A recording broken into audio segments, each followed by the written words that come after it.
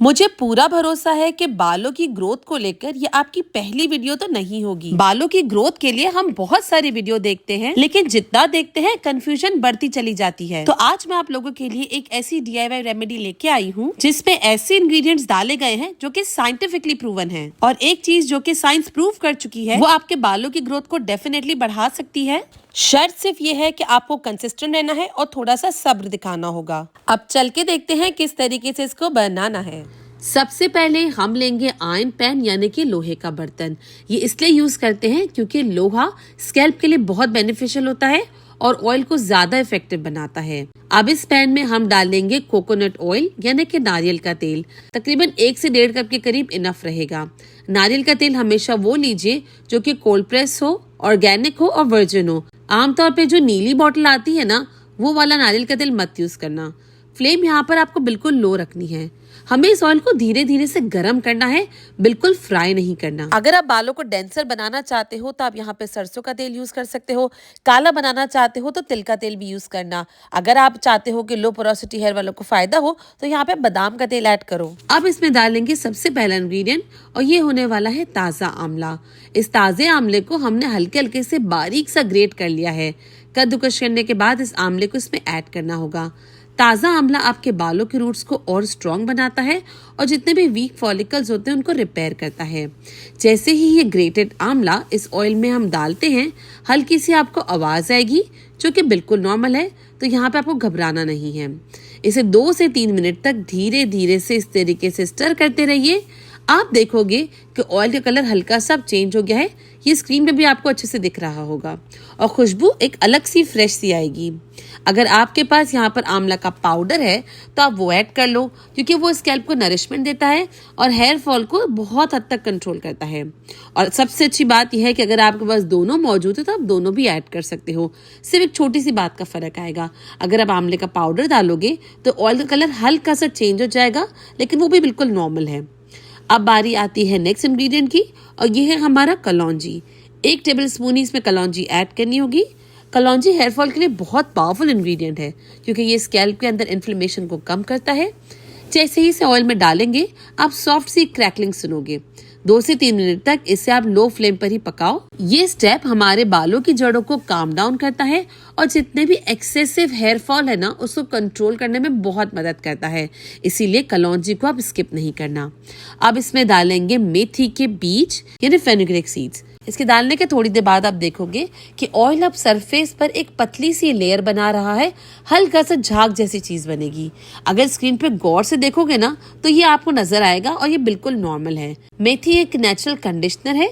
ये आपकी रूट्स को ग्रिप देता है जिससे बाल टूट कर गिरते ही नहीं है। इसीलिए हेयर फॉल होने वालों के लिए methi dana is the must ingredient to use. अब इस स्टेज पर हम इस ऑयल को 5 से 10 मिनट तक लो फ्लेम पर ऐसे ही पकने देंगे और बीच बीच में से चम्मच की मदद से हिलाते रहेंगे।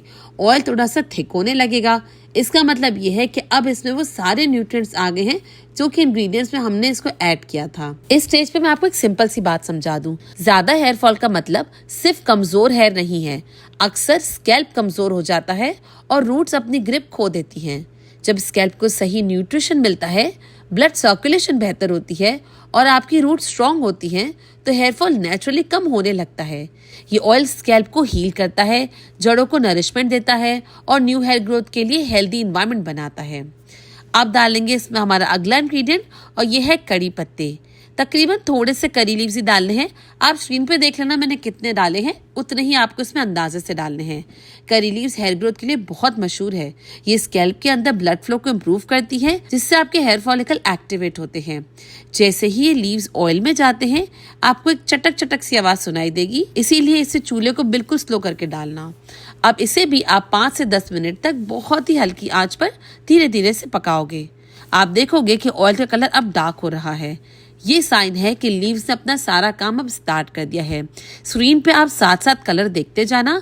अगर आप आयरन पेन की जगह दूसरे पेन यूज करोगे तो हो सकता है कलर थोड़ा सा चेंज बने। इंग्रेडिएंट्स वैसे बहुत सिंपल है, लेकिन अगर फिर भी कोई क्वेश्चन है तो आप नीचे कमेंट करके पूछ सकते हैं। अब डालेंगे ब्लैक सेसमे सीड्स यानी कि काले तिल।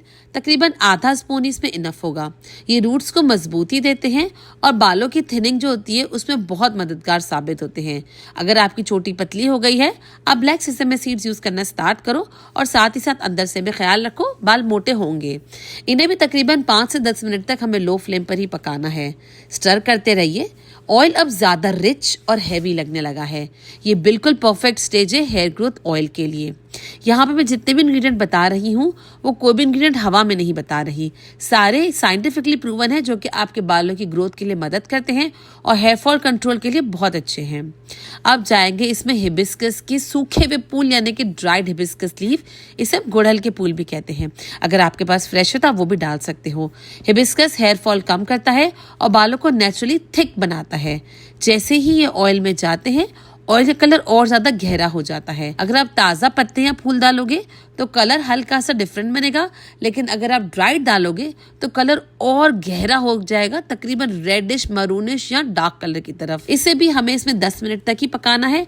आंच स्लो रहेगी और बिल्कुल धीरे धीरे पकेगा। अब जरा स्क्रीन पे गौर से देखना।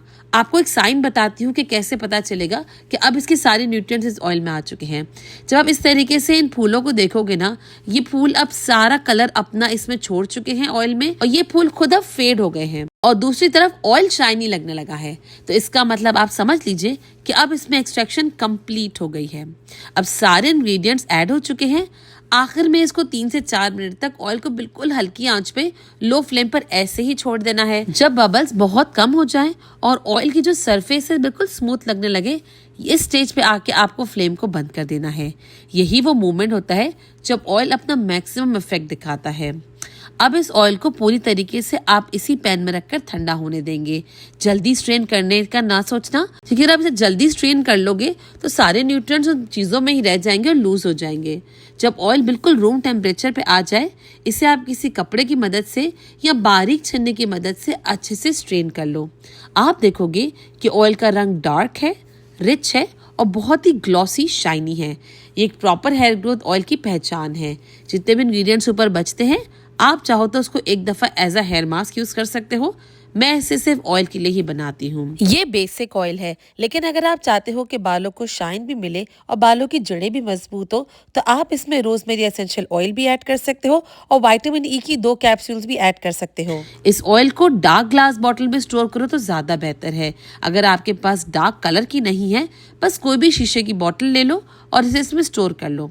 लगाने का तरीका बहुत सिंपल है। स्कैल्प पे थोड़ा थोड़ा ऑयल लगाओ और 5 मिनट तक जेंटल मसाज करो। ये मसाज ब्लड सर्कुलेशन को इम्प्रूव करती है और हेयर ग्रोथ को स्टिमुलेट करती है। ऑयल को रात भर या कम से कम 3 से 4 घंटे लगाओ और उसे ऐसे ही छोड़ दो। आप इसको सुबह माइल्ड शैम्पू से वॉश कर लेना। इस ऑयल को हफ्ते में 2 बार यूज करना। कुछ हफ्तों में हेयर फॉल नोटिसेबल कम हो जाएगा और बाल धीरे धीरे ज्यादा स्ट्रॉन्ग और थिक फील होने लगते हैं। इसकी पोटेंसी को बढ़ाने के लिए हमेशा ऑयल से पहले टोनर जरूर लगाया करो। ये जो स्क्रीन पर टोनर दिख रहा है ना, ये जरूर देख लेना। ये टोनर इस ऑयल की पोटेंसी को और इंक्रीज करेगा। और साथ ही साथ ये शैम्पू आप इसको धोने के लिए यूज कर सकते हो। मैं आपसे मिलती हूँ दोनों जगहों पे। Till then, bye bye.